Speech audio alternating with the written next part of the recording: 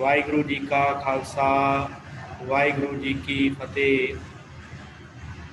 गुरु प्यारी गुरु सवारी साध संगत जी, आप जी जुड़ चुके हो इस ऑनलाइन गुरमत क्लास विच, जिस विच आपां धन श्री गुरु ग्रंथ साहिब जी बारे जानकारी साझी कर रहे हैं कि धन श्री गुरु ग्रंथ साहिब जी दे विच सतगुरां दी जो बाणी है, भगतां दी, भट्टां दी, सिख साहिबानां दी जो बाणी है, ਉਹਦੇ ਬਾਰੇ ਆਪਾਂ ਵਿਚਾਰ ਕਰ ਰਹੇ ਹਾਂ ਤੇ ਨਾਲੇ ਉਹਨਾਂ ਬਾਣੀਕਾਰਾਂ ਦਾ ਜੀਵਨ ਜੋ ਹੈ ਉਹਨੂੰ ਵਿਚਾਰਨ ਦਾ ਆਪਾਂ ਯਤਨ ਜਿਹੜਾ ਹੈ ਇਸ ਸਵੇਰ ਵਾਲੀ ਕਲਾਸ ਦੇ ਵਿੱਚ ਕਰ ਰਹੇ ਹਾਂ। ਸੋ ਹੁਣ ਤੱਕ ਆਪਾਂ ਗੁਰੂ ਸਾਹਿਬਾਨਾਂ ਦੇ ਬਾਰੇ ਜੋ ਬਾਣੀ ਹੈ ਉਹਦੇ ਬਾਰੇ ਵਿਚਾਰ ਕਰ ਚੁੱਕੇ ਹਾਂ। ਗੁਰੂ ਨਾਨਕ ਦੇਵ ਜੀ, ਗੁਰੂ ਅੰਗਦ ਦੇਵ ਜੀ, ਗੁਰੂ ਅਮਰਦਾਸ ਜੀ, गुरु रामदास जी, गुरु अर्जन देव जी ਅਤੇ गुरु तेग बहादुर जी तक ਆਪਾਂ ਜਿਹੜੀ ਸਾਰੀ ਵਿਚਾਰ ਕਰ ਲਈ ਹੈ। ਟੂਕ ਮਾਤਰ ਆਪਾਂ ਸਤਿਗੁਰਾਂ ਦਾ ਜੀਵਨ ਵਿਚਾਰਿਆ ਹੈ ਤੇ ਨਾਲ ਨਾਲ ਜਿਹੜੇ ਜਿਹੜੇ ਸਤਿਗੁਰਾਂ ਦੀ ਬਾਣੀ ਹੈ, ਕਿੰਨੀ ਕਿੰਨੀ ਬਾਣੀ ਸ੍ਰੀ ਗੁਰੂ ਗ੍ਰੰਥ ਸਾਹਿਬ 'ਚ ਦਰਜ ਹੈ, ਉਹਦੇ ਬਾਰੇ ਆਪਾਂ ਵਿਚਾਰ ਚਰਚਾ ਜਿਹੜੀ ਹੈ ਉਹ ਸਾਧ ਸੰਗਤ ਕਰ ਚੁੱਕੇ ਹਾਂ। ਤੇ ਅੱਜ ਆਪਾਂ ਭਗਤ ਬਾਣੀ ਦੀ ਆਰੰਭਤਾ ਕਰਨੀ ਹੈ। ਜੋ ਭਗਤ ਬਾਣੀ ਕਿਹੜੇ ਕਿਹੜੇ ਭਗਤ ਦੀ ਕਿੰਨੀ ਕਿੰਨੀ ਬਾਣੀ ਸ੍ਰੀ ਗੁਰੂ ਗ੍ਰੰਥ ਸਾਹਿਬ ਦੇ ਵਿੱਚ ਹੈ, ਉਹਨਾਂ ਦੇ ਬਾਰੇ ਕੀ ਗਾਥਾ ਹੈ, ਭਾਵ ਉਹਨਾਂ ਦਾ ਕੀ ਜੀਵਨ ਹੈ, ਉਹਦੇ ਬਾਰੇ ਆਪਾਂ ਵਿਚਾਰ ਚਰਚਾ ਅੱਜ ਦੀ ਇਸ ਕਲਾਸ 'ਚ ਕਰਨੀ ਹੈ। ਸੋ 15 ਭਗਤ ਹੋਏ ਹਨ ਤੇ ਉਹਨਾਂ ਦੇ ਵਿੱਚੋਂ ਆਪਾਂ ਆਰੰਭਤਾ ਜਿਹੜੀ ਹੈ ਭਗਤ ਕਬੀਰ ਜੀ ਦੇ ਨਾਮ ਤੋਂ ਕਰਨੀ ਹੈ। ਭਗਤ ਕਬੀਰ ਜੀ ਦੀ ਕਿੰਨੀ ਬਾਣੀ ਹੈ, ਕੀ ਉਹਨਾਂ ਦਾ ਜੀਵਨ ਹੈ, ਉੱਥੋਂ ਆਪਾਂ ਆਰੰਭ ਕਰਨੀ ਹੈ। ਸਭ ਤੋਂ ਪਹਿਲਾਂ ਆਪਾਂ ਭਗਤ ਦੇ ਬਾਰੇ ਥੋੜ੍ਹਾ ਜਿਹਾ ਵਿਚਾਰ ਕਰ ਲਈਏ। ਸਾਧ ਸੰਗਤ ਅਸਲ 'ਚ ਇਹ ਹਿੰਦੁਸਤਾਨ ਦੀ ਜਿਹੜੀ ਪੱਧਤੀ ਹੈ ਨਾ ਧਰਮਾਂ ਦੀ, ਕਿਉਂਕਿ ਹਰ ਚੀਜ਼ ਦਾ ਇੱਕ ਇਤਿਹਾਸ ਹੁੰਦਾ ਹੈ ਤੇ ਜਿਹੜਾ ਧਰਮਾਂ ਦਾ ਇਤਿਹਾਸ ਹੈ ਉਹ ਇਹ ਗੱਲ ਮੰਨੀ ਜਾਂਦੀ ਹੈ ਧਰਮਾਂ ਦੇ ਵਿੱਚ, ਜੋ ਹਿੰਦੁਸਤਾਨ ਦੇ ਧਰਮਾਂ ਦੇ ਵਿੱਚ ਹੈ, ਕਿ 3 ਤਰ੍ਹਾਂ ਦੇ ਨਾਲ ਪਰਮੇਸ਼ਰ ਨੂੰ ਪ੍ਰਾਪਤ ਕੀਤਾ ਜਾਂਦਾ ਹੈ। ਉਹ 3 ਤਰ੍ਹਾਂ ਦੇ ਕਿਹੜੇ ਕੰਮ ਹਨ? ਸਭ ਤੋਂ ਪਹਿਲਾਂ ਮੰਨਿਆ ਗਿਆ ਸੀ ਗਿਆਨ, ਕਿ ਗਿਆਨ ਪ੍ਰਾਪਤ ਕਰਕੇ, ਵੇਦਾਂ ਦਾ, ਸ਼ਾਸਤਰਾਂ ਦਾ ਗਿਆਨ ਵੱਧ ਤੋਂ ਵੱਧ ਪ੍ਰਾਪਤ ਕਰਕੇ ਤੇ ਪਰਮੇਸ਼ਰ ਨੂੰ ਪ੍ਰਾਪਤ ਕੀਤਾ ਜਾ ਸਕਦਾ। ਤੇ ਦੂਸਰਾ ਜਿਹੜਾ ਸੀ ਉਹ ਸੀ ਕਰਮਕਾਂਡ, ਕਰਮ ਕਰਕੇ। ਮੈਂ ਹਿੰਦੁਸਤਾਨ ਦੇ ਧਰਮਾਂ ਦੀ ਗੱਲ ਕਰ ਰਿਹਾ, ਬਾਹਰ ਦੇ ਧਰਮਾਂ ਦੀ ਨਹੀਂ। ਦੂਸਰਾ ਸੀ ਧਾਰਮਿਕ ਕਰਮ ਕਰਕੇ ਪਰਮੇਸ਼ਰ ਨੂੰ ਪ੍ਰਾਪਤ ਕੀਤਾ ਜਾ ਸਕਦਾ, ਇਹ ਗੱਲ ਮੰਨੀ ਜਾਂਦੀ ਸੀ। ਤੇ ਤੀਸਰਾ ਸਤੰਭ ਸੀ, ਤੀਸਰਾ ਰਸਤਾ ਸੀ ਭਗਤੀ ਦਾ, ਕਿ ਪਰਮੇਸ਼ਰ ਦੀ ਪ੍ਰੇਮਾ ਭਗਤੀ ਦੇ ਨਾਲ ਉਸ ਪਰਮੇਸ਼ਰ ਨੂੰ ਪ੍ਰਾਪਤ ਕੀਤਾ ਜਾ ਸਕਦਾ। ਤੇ ਉਹਦੇ ਵਿੱਚ ਸਾਧ ਸੰਗਤ ਜਿਹੜਾ ਗਿਆਨ ਹੈ, ਗਿਆਨ ਦੀ ਜਿਹੜੀ ਗੱਲ ਹੈ ਉਹ ਸਿਰਫ ਰਹਿ ਗਈ ਪੰਡਤ ਦੇ ਕੋਲ, ਬ੍ਰਾਹਮਣ ਦੇ ਕੋਲ। ਬ੍ਰਾਹਮਣ ਵੇਦਾਂ ਸ਼ਾਸਤਰਾਂ ਨੂੰ ਪੜ੍ਹ ਕੇ ਉੱਥੋਂ ਗਿਆਨ ਪ੍ਰਾਪਤ ਕਰਦਾ ਤੇ ਦੂਸਰਿਆਂ ਨੂੰ ਸੁਣਾਉਂਦਾ, ਕਹਿੰਦਾ ਕਿ ਮੈਂ ਅਹੰ ਬ੍ਰਹਮਸਮੀ, ਕਿ ਮੈਂ ਹੀ ਬ੍ਰਹਮ ਹਾਂ। ਇੱਦਾਂ ਕਹਿ ਕੇ ਉਹ ਸਾਰਿਆਂ ਨੂੰ ਦੱਸਦਾ ਕਿ ਮੇਰੇ ਵਿੱਚ ਬ੍ਰਹਮ ਹੈ ਤੇ ਮੈਂ ਹੀ ਬ੍ਰਹਮ ਹਾਂ। ਇਸ ਤਰ੍ਹਾਂ ਉਹ ਗਿਆਨ ਪ੍ਰਾਪਤ ਕਰਦਾ। ਕਰਮਕਾਂਡ ਦੇ ਵਿੱਚ ਸਾਰੇ ਲੋਕ ਲੱਗੇ ਹੋਏ ਸਨ, ਜਿੰਨੇ ਵੀ ਸੰਸਾਰ ਦੇ ਲੋਕ ਸਨ। ਕੋਈ ਤੀਰਥਾਂ 'ਤੇ ਜਾਈ ਜਾਂਦਾ, ਕੋਈ ਮੰਦਰਾਂ 'ਚ ਫੁੱਲ ਚੜ੍ਹਾਈ ਜਾਂਦਾ ਸੀ।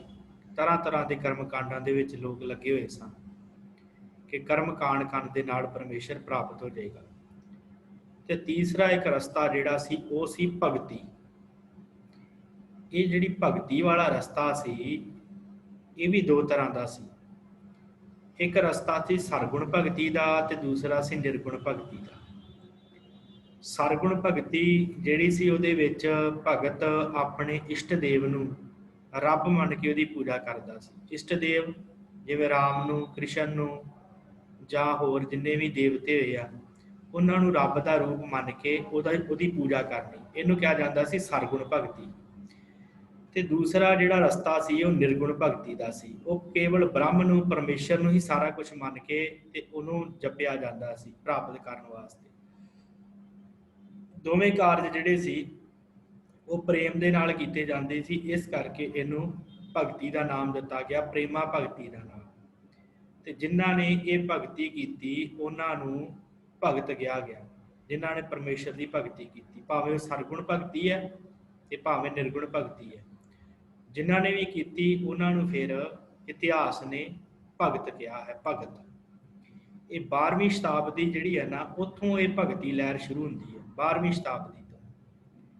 ਬੜੇ ਐਸੇ ਭਗਤ ਹੋਏ ਜਿਨ੍ਹਾਂ ਨੇ ਨਿਰਗੁਣ ਭਗਤੀ ਵੀ ਕੀਤੀ, ਸਰਗੁਣ ਭਗਤੀ ਵੀ ਕੀਤੀ, ਪਰਮੇਸ਼ਰ ਨੂੰ ਤਰ੍ਹਾਂ ਤਰ੍ਹਾਂ ਦੇ ਤਰੀਕਿਆਂ ਦੇ ਨਾਲ ਯਾਦ ਕਰਕੇ ਤੇ ਉਹਦੇ ਵਿੱਚ ਲੀਨਤਾ ਪ੍ਰਾਪਤ ਕੀਤੀ।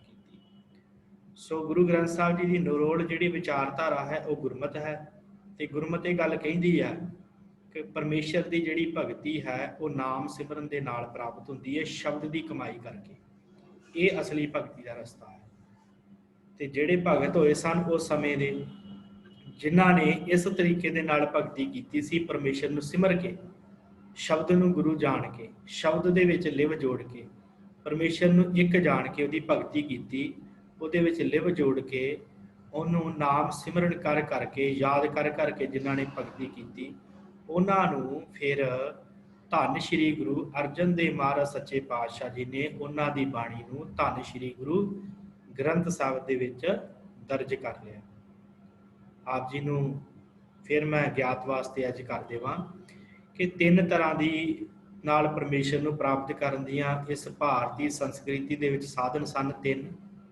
ਪਹਿਲਾ ਸਾਧਨ ਸੀ ਗਿਆਨ, ਦੂਸਰਾ ਸਾਧਨ ਸੀ ਕਰਮਕਾਂਡ ਤੇ ਤੀਸਰਾ ਸਾਧਨ ਜਿਹੜਾ ਸੀ ਉਹ ਸੀ ਭਗਤੀ। ਤੇ ਜਿਹੜੇ ਗਿਆਨ ਸੀ ਉਹ ਪੰਡਤਾਂ ਦੇ ਕੋਲ ਰਹਿ ਗਿਆ, ਤੇ ਜਿਹੜੇ ਕਰਮਕਾਂਡ ਸੀ ਉਹਨੇ ਲੋਕਾਂ ਨੂੰ ਦੱਸ ਦਿੱਤੇ ਕਿ ਤੁਸੀਂ ਇਹ ਕਰਮ ਕਰੋ, ਤੁਹਾਨੂੰ ਇਹ ਪ੍ਰਾਪਤ ਹੋਏਗਾ, ਕਰਮਕਾਂਡੀ ਲੋਕ ਹੋ ਗਏ। ਤੇ ਜਿਹੜਾ ਭਗਤੀ ਸੀ ਉਹ ਕਿਸੇ ਵਿਰਲੇ ਦੇ ਹਿੱਸੇ ਆਈ, ਜਿਹਨੇ ਆਪਣੇ ਇਸ਼ਟ ਨੂੰ ਜਾਂ ਅਕਾਲ ਪੁਰਖ ਨੂੰ, ਪਰਮੇਸ਼ਰ ਨੂੰ ਆਪਣਾ ਸਾਰਾ ਕੁਝ ਮੰਨ ਕੇ ਉਹਦੀ ਭਗਤੀ ਕੀਤੀ। ਤੇ ਉਹਨਾਂ ਭਗਤਾਂ ਦੇ ਵਿੱਚੋਂ, ਸਾਰਿਆਂ ਨਹੀਂ, ਉਹਨਾਂ ਭਗਤਾਂ ਦੇ ਵਿੱਚੋਂ ਜਿਨ੍ਹਾਂ ਦੀ ਵਿਚਾਰਧਾਰਾ ਗੁਰਮਤਿ ਦੇ ਨਾਲ ਸੰਬੰਧ ਰੱਖਦੀ ਸੀ, ਸ਼ਬਦ ਦੇ ਨਾਲ ਸੰਬੰਧ ਰੱਖਦੀ ਸੀ, ਨਾਮ ਦੇ ਨਾਲ ਸੰਬੰਧ ਰੱਖਦੀ ਸੀ, ਉਸ ਵਿਚਾਰਧਾਰਾ ਵਾਲੇ ਭਗਤਾਂ ਨੂੰ ਧੰਨ ਸ਼੍ਰੀ ਗੁਰੂ ਅਰਜਨ ਦੇਵ ਜੀ ਨੇ ਸ਼੍ਰੀ ਗੁਰੂ ਗ੍ਰੰਥ ਸਾਹਿਬ ਜੀ ਦੇ ਵਿੱਚ ਸਥਾਨ ਦਿੱਤਾ। ਸੋ ਇਸ ਤਰ੍ਹਾਂ ਇਹ ਭਗਤੀ ਲਹਿਰ ਦੀ ਆਰੰਭਤਾ ਹੁੰਦੀ ਹੈ। ਬੜੇ ਭਗਤ ਹੋਏ ਆ, ਚੈਤਨਿਆ ਮਹਾਂਪ੍ਰਭੂ ਵਰਗੇ, ਪਰਮਾਨੰਦ, ਰਾਮਾਨੰਦ, ਕਬੀਰ ਜੀ, ਫਰੀਦ ਵਾਹਿਗੁਰੂ, ਕਬੀਰ ਜੀ, ਰਵਿਦਾਸ ਜੀ, ਇਹ ਸਾਰੇ ਭਗਤ ਹੋਏ ਆ। ਸੋ ਇਹ 15 ਭਗਤਾਂ ਦੀ ਬਾਣੀ ਸਤਿਗੁਰਾਂ ਨੇ ਸ਼੍ਰੀ ਗੁਰੂ ਗ੍ਰੰਥ ਸਾਹਿਬ 'ਚ ਦਰਜ ਕੀਤੀ ਹੈ। ਸੋ ਆਓ ਆਪਾਂ ਸਭ ਤੋਂ ਪਹਿਲਾਂ ਆਰੰਭ ਕਰਦੇ ਹਾਂ ਭਗਤ ਕਬੀਰ ਜੀ ਦੇ ਜੀਵਨ ਤੋਂ। ਉਂਝ ਸ਼੍ਰੀ ਗੁਰੂ ਗ੍ਰੰਥ ਸਾਹਿਬ ਦੇ ਵਿੱਚ ਸਭ ਤੋਂ ਪੁਰਾਣੇ ਜਿਹੜੇ ਭਗਤ ਹਨ ਉਹ ਭਗਤ ਜੈਦੇਵ ਜੀ ਹਨ। ਪਰ ਆਪਾਂ ਭਗਤ ਕਬੀਰ ਜੀ ਤੋਂ ਕਿਉਂ ਸ਼ੁਰੂ ਕਰਨ ਲੱਗੇ, ਇਹਦਾ ਕਾਰਨ ਇੱਕ ਇਹ ਹੈ ਕਿ ਭਗਤ ਕਬੀਰ ਜੀ ਦੀ ਬਾਣੀ ਜਿਹੜੀ ਹੈ ਉਹ ਦੂਸਰਿਆਂ ਭਗਤਾਂ ਦੇ ਨਾਲੋਂ ਵੱਧ ਹੈ ਸ਼੍ਰੀ ਗੁਰੂ ਗ੍ਰੰਥ ਸਾਹਿਬ ਦੇ ਵਿੱਚ। ਤੇ ਜਿਨ੍ਹਾਂ ਦੀ ਬਾਣੀ ਵੱਧ ਹੈ ਉਹਨਾਂ ਦਾ ਹੀ ਆਪਾਂ ਸਭ ਤੋਂ ਪਹਿਲਾਂ ਜ਼ਿਕਰ ਕਰਾਂਗੇ, ਉਹਨਾਂ ਦੇ ਬਾਰੇ ਹੀ ਵਿਚਾਰ ਕਰਾਂਗੇ। ਇਸ ਕਰਕੇ ਆਪਾਂ ਸਭ ਤੋਂ ਪਹਿਲਾਂ ਭਗਤ ਕਬੀਰ ਜੀ ਦੇ ਜੀਵਨ ਦੇ ਬਾਰੇ ਵਿਚਾਰ ਕਰਾਂਗੇ।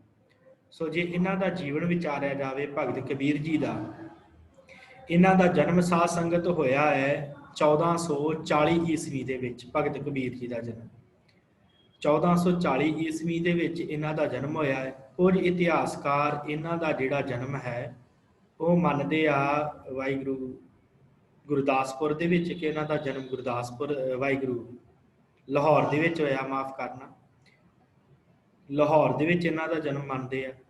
ਤੇ ਜ਼ਿਆਦਾਤਰ ਜਿਹੜੇ ਆ ਇਤਿਹਾਸਕਾਰ ਇਸ ਗੱਲ ਨਾਲ ਸਹਿਮਤ ਆ ਕਿ ਕਾਂਚੀ ਵਿਖੇ ਇਹਨਾਂ ਦਾ ਜਨਮ ਹੋਇਆ। ਬ੍ਰਾਹਮਣੀ ਦੀ ਕੁੱਲ ਦੇ ਵਿੱਚ ਸਨ, ਪਰ ਇਹਨਾਂ ਨੂੰ ਪਾਲਿਆ ਸੀ ਇੱਕ ਜੁਲਾਹੀ ਤੇ ਜੁਲਾਹੇ ਨੇ, ਜਿਹੜੇ ਇਹਨਾਂ ਦੇ ਪਿਤਾ ਤੇ ਮਾਤਾ ਬਣੇ। ਉਹਨਾਂ ਦਾ ਨਾਮ ਇਤਿਹਾਸ ਨੇ ਦਿੱਤਾ ਹੈ, ਮਾਤਾ ਦਾ ਨਾਮ ਨੀਰੂ ਤੇ ਪਿਤਾ ਦਾ ਨਾਮ ਜਿਹੜਾ ਹੈ ਨੀਮਾ। 2 ਨਾਮ ਹਨ ਯਾਦ ਰੱਖਣੇ, ਮਾਤਾ ਦਾ ਨਾਮ ਇਹਨਾਂ ਦੀ ਦਾ ਹੈ ਨੀਰੂ ਤੇ ਪਿਤਾ ਦਾ ਨਾਮ ਹੈ ਨੀਮਾ। ਜੁਲਾਹੇ ਸਨ। ਭਗਤ ਕਬੀਰ ਜੀ ਨੂੰ ਵੀ ਇਹਨਾਂ ਨੇ ਜੁਲਾਹੇ ਦਾ ਕੰਮ ਸਾਰਾ ਸਿਖਾਇਆ ਹੈ। ਵੱਡੇ ਹੋਏ ਆ, ਵਿਆਹ ਹੋਇਆ, ਪਤਨੀ ਦਾ ਨਾਮ ਹੈ ਇਹਨਾਂ ਦੀ ਦਾ ਲੋਈ। ਤੇ ਇਹਨਾਂ ਦੇ ਘਰ 2 ਸੰਤਾਨਾਂ ਹਨ। ਲੜਕੇ ਦਾ ਨਾਮ ਹੈ ਕਮਾਲ ਤੇ ਲੜਕੀ ਦੇ ਨਾਮ ਹੈ ਕਮਾਲੀ। ਇਹ 2 ਨਾਮ ਹਨ। ਪਿਤਾ ਦਾ ਨਾਮ ਨੀਮਾ, ਮਾਤਾ ਦਾ ਨਾਮ ਨੀਰੂ, ਵਾਹਿਗੁਰੂ, ਹਾਂਜੀ, ਮਾਤਾ ਦਾ ਨਾਮ ਨੀਰੂ ਤੇ ਬੱਚਿਆਂ ਦੇ ਨਾਮ, ਲੜਕੇ ਦਾ ਨਾਮ ਕਮਾਲ ਤੇ ਲੜਕੀ ਦੇ ਨਾਮ ਕਮਾਲੀ। ये इन्हां दा सी परिवार। फिर उस तो बाद साध संगत ये कुल इस धरती के उत्ते 120 साल की उम्र भोग के भगत कबीर जी का देहांत होया। 120 साल की उम्र के विच ते 120 साल की उम्र च इन्हां दा देहांत होया है। वो सन है 1518। 1518 ਦੇ ਵਿੱਚ ਇਹਨਾਂ ਦਾ ਦੇਹਾਂਤ ਹੁੰਦਾ ਹੈ। ਇਹਨਾਂ ਦਾ ਇੱਕ ਪੰਥ ਚੱਲਦਾ ਹੈ ਜਿਸ ਨੂੰ ਕਿਹਾ ਜਾਂਦਾ ਹੈ ਕਬੀਰ ਪੰਥ। ਕਬੀਰ ਪੰਥ ਬੜੇ ਵੱਡੇ ਪੱਧਰ ਤੇ ਚੱਲਦਾ ਹੈ। ਜੋ ਜਾਤ ਜੁਲਾਹੇ ਲੋਕ ਹਨ ਉਹ ਜ਼ਿਆਦਾਤਰ ਇਸ ਧਰਮ ਨੂੰ ਮੰਨਦੇ ਹਨ। ਤੇ ਭਗਤ ਕਬੀਰ ਜੀ ਦੇ ਸਮੇਂ ਦਾ ਜਿਹੜਾ ਹਾਕਮ ਸੀ ਉਹ ਸਿਕੰਦਰ ਲੋਧੀ ਸੀ। ਤੇ ਸਿਕੰਦਰ ਲੋਧੀ ਨੇ ਜਿਹੜਾ ਸੀ ਉਹ ਭਗਤ ਕਬੀਰ ਜੀ ਤੇ ਅਤਿਆਚਾਰ ਵੀ ਕੀਤੇ ਸੀ। ਆਪਾਂ ਅੱਗੇ ਜਾ ਕੇ ਗੱਲ ਕਰਾਂਗੇ। ਸਿਕੰਦਰ ਲੋਧੀ ਇਹਨਾਂ ਦੇ ਸਮੇਂ ਦਾ ਜਿਹੜਾ ਹਾਕਮ ਸੀ। ਅਖੀਰਲੇ ਸਮੇਂ ਭਗਤ ਕਬੀਰ ਜੀ ਕਾਂਛੀ ਬਨਾਰਸ ਨੂੰ ਛੱਡ ਕੇ ਮਗਹਰ ਆ ਗਏ ਸੀ। ਮਗਹਰ ਇੱਥੇ ਆਣ ਕੇ ਇਹਨਾਂ ਨੇ ਆਪਣੇ ਪ੍ਰਾਣ ਤਿਆਗੇ। ਇੱਥੇ ਇਹ ਜੋਤੀ ਜੋਤ ਸਮਾਏ। ਉਹਦਾ ਕਾਰਨ ਕੀ ਸੀ? ਪੰਡਤ ਲੋਕ ਇਹ ਗੱਲ ਮੰਨਦੇ ਸਨ ਕਿ ਜਿਹੜਾ ਮਨੁੱਖ ਕਾਂਛੀ ਵਿਖੇ ਮਰੇਗਾ ਉਹ ਸਿੱਧਾ ਸਵਰਗਾਂ ਨੂੰ ਜਾਵੇਗਾ, ਉਹਨੂੰ ਸਵਰਗ ਮਿਲਣਗੇ। ਤੇ ਜਿਹੜਾ ਮਨੁੱਖ ਮਗਹਰ 'ਚ ਜਾ ਕੇ ਮਰੇਗਾ ਉਹ ਖੋਤੇ ਦੀ ਜੂਨ ਪਵੇਗਾ। ਪਰ ਭਗਤ ਕਬੀਰ ਜੀ ਨੇ ਇਸ ਸਿਧਾਂਤ ਨੂੰ ਬਦਲ ਦਿੱਤਾ, ਖਤਮ ਕਰ ਦਿੱਤਾ। ਭਗਤ ਕਬੀਰ ਜੀ ਨੇ ਆਪਣੀ ਬਾਣੀ 'ਚ ਗੱਲ ਕਹੀ ਹੈ। ਉਹਨਾਂ ਨੇ ਕਿਹਾ, ਬਹੁਤ ਬਰਸ ਤਪ ਕੀਆ ਕਾਸੀ, ਮਰਨ ਭਇਆ ਮਗਹਰ ਕੀ ਬਾਸੀ। ਕਾਸੀ ਮਗਹਰ ਨਾਮ ਵਿਚਾਰੀ, ਓਛੀ ਮਤ ਭਗਤ ਕੈਸੇ ਉਤਰ ਸਪਾਰੀ। ਉਹਨਾਂ ਨੇ ਕਿਹਾ ਕਿ ਮੇਰੇ ਲਈ ਮਗਹਰ ਤੇ ਕਾਂਸੀ ਬਰਾਬਰ ਹੈ। ਮੈਂ ਸਾਰੀ ਉਮਰ ਕਾਸ਼ੀ ਦੇ ਵਿੱਚ ਬਿਤਾਈ, ਇੱਥੇ ਤਪ ਕੀਤਾ, ਵਿਚਾਰ ਚਰਚਾ ਕੀਤੀ, ਪਰ ਮੈਂ ਆਪਣੇ ਆਖਰੀ ਸਮੇਂ ਮਗਹਰ ਜਾ ਕੇ ਪ੍ਰਾਣ ਤਿਆਗਾਂਗਾ। ਕਿਉਂਕਿ ਇਹ ਜੋ ਸਿਧਾਂਤ ਇਹਨਾਂ ਨੇ ਪੱਕਾ ਰੱਖਿਆ ਕਿ ਜਿਹੜਾ ਮਗਹਰ ਮਰਦਾ ਉਹ ਸਿੱਧਾ ਨਰਕਾਂ ਨੂੰ ਜਾਂਦਾ ਹੈ, ਉਹਨੂੰ ਗਧੇ ਦੀ ਜੋਨ ਮਿਲਦੀ ਹੈ। ਪਰ ਭਗਤ ਕਬੀਰ ਜੀ ਨੇ ਕਿਹਾ ਮੈਂ ਇਹਨਾਂ ਦੇ ਇਸ ਕਰਮ ਕਾਂਡ ਨੂੰ ਚੁਣੌਤੀ ਦੇਣਾ ਤੇ ਭਗਤ ਕਬੀਰ ਜੀ ਦਾ ਦੇਹਾਂਤ ਜਿਹੜਾ ਮਗਹਰ ਵਿਖੇ ਹੋਇਆ। ਸੋ ਇਸ ਤਰ੍ਹਾਂ ਭਗਤ ਕਬੀਰ ਜੀ ਦਾ ਜਿਹੜਾ ਬੜਾ ਮਹਾਨ ਜੀਵਨ ਹੈ। ਤੇ ਉਸ ਸਮੇਂ ਦਾ ਜਿਹੜਾ ਸਿਕੰਦਰ ਲੋਧੀ ਹਾਕਮ ਸੀ ਉਹਨੇ ਭਗਤ ਕਬੀਰ ਜੀ ਨੂੰ ਜਿਹੜਾ ਸੀ ਉਹ ਬੰਨ ਲਿਆ। ਤੇ ਇਹ ਵੀ ਭਗਤ ਕਬੀਰ ਜੀ ਨੇ ਬਾਣੀ ਦੇ ਵਿੱਚ ਹੀ ਗੱਲ ਕਹੀ ਹੈ ਕਿ ਭੁਜਾ ਬਾਂਧ ਕਰ ਭਿਲਾ ਕਰ ਡਾਰਿਓ। ਜੋ ਸਤਿਗੁਰਾਂ ਨੇ ਵਾਹਿਗੁਰੂ ਭਗਤ ਕਬੀਰ ਜੀ ਨੇ ਆਪਣੀ ਬਾਣੀ ਦੇ ਵਿੱਚ ਗੱਲ ਕਹੀ ਹੈ ਕਿ ਇੱਕ ਹਾਥੀ ਲਿਆਂਦਾ ਗਿਆ ਤੇ ਮੈਨੂੰ ਉਸ ਹਾਥੀ ਦੇ ਸਾਹਮਣੇ ਬੰਨ੍ਹ ਦਿੱਤਾ ਗਿਆ। ਤੇ ਉਸ ਹਾਥੀ ਦੇ ਸਾਹਮਣੇ ਬੰਨ੍ਹ ਕੇ ਤੇ ਇਹ ਗੱਲ ਕਹੀ ਗਈ ਕਿ ਹਾਥੀ ਨੂੰ ਵੀ ਇਹਦੇ ਉੱਪਰ ਪੈਰ ਰੱਖਿਆ ਜਾਵੇ। ਹਾਥੀ ਦੇ ਅੱਗੇ ਬੰਨ੍ਹ ਕੇ ਸਿੱਟ ਦਿੱਤਾ ਗਿਆ। ਤੇ ਫਿਰ ਭਗਤ ਕਬੀਰ ਜੀ ਨੇ ਗੱਲ ਲਿਖੀ ਆ, ਭੁਜਾ ਬਾਂਧ ਭਿਲਾ ਕਰ ਡਾਰਿਓ, ਹਸਤੀ ਕਰੋਪ ਮੂੰਢ ਮੈਂ ਮਾਰਿਓ। ਹਸਤ ਭਾਗ ਕਹਿ ਚੀਸਾਂ ਮਾਰੇ, ਇਹ ਆ ਮੂਰਤ ਕੇ ਹਉ ਬਲਿਹਾਰੇ। ਤੇ ਕਹਿੰਦੇ ਵੀ ਉਹ ਜਿਹੜਾ ਹਾਥੀ ਸੀ ਉਹ ਵੀ ਕਹਿੰਦਾ ਕਿ ਇਹ ਆ ਮੂਰਤ ਕੇ ਹਉ ਬਲਿਹਾਰੇ, ਕਿ ਮੈਂ ਇਸ ਮਨੁੱਖ ਦੇ ਬਲਿਹਾਰ ਨੇ ਜਾਣਾ ਜੋ ਪਰਮੇਸ਼ਰ ਦਾ ਗੁਣਗਾਨ ਕਰਦਾ।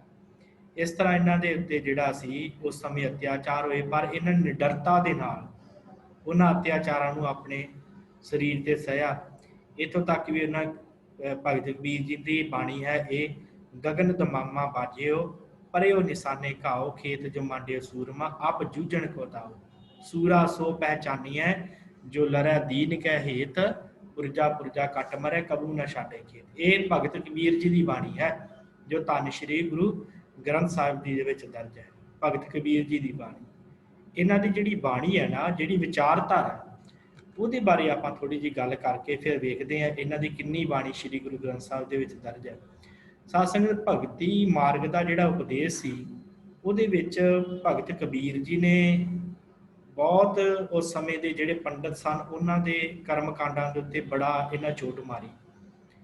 ਕਿਉਂਕਿ ਜਾਤ ਦਾ ਬੜਾ ਕਰਦੇ ਸਨ ਕਿ ਸਾਡੀ ਕੁੱਲ ਉੱਚੀ ਹੈ। ਜਿਹੜੇ ਪੰਡਤ ਲੋਕ ਸਨ ਉਹ ਕਹਿੰਦੇ ਸੀ ਸਾਡੀ ਕੁੱਲ ਉੱਚੀ ਹੈ, ਅਸੀਂ ਉੱਚੀ ਕੁੱਲ ਵਾਲੇ ਹਾਂ।